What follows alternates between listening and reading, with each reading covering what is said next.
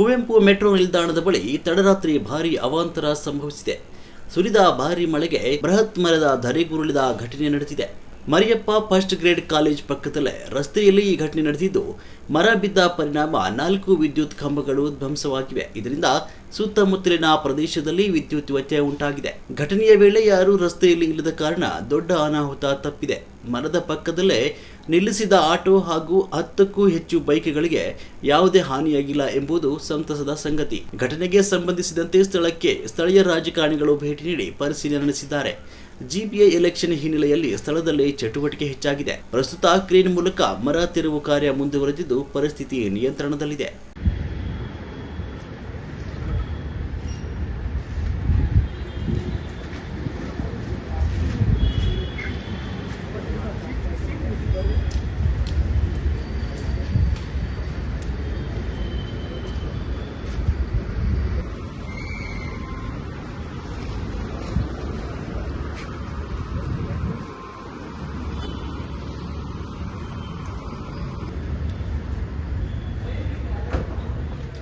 ಎಲ್ಲಿ ಬೀಳ್ತಿತ್ತು?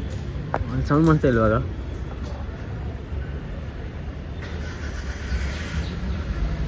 ಪಾಲಿಕೆ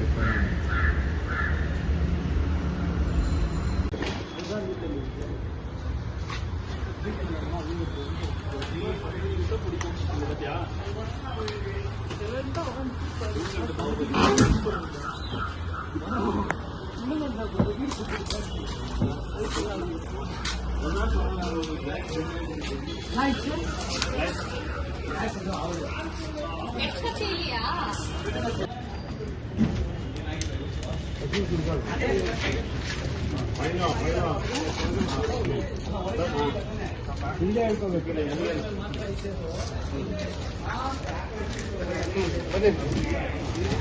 ಗೇರಲ್ಲಿದೆ.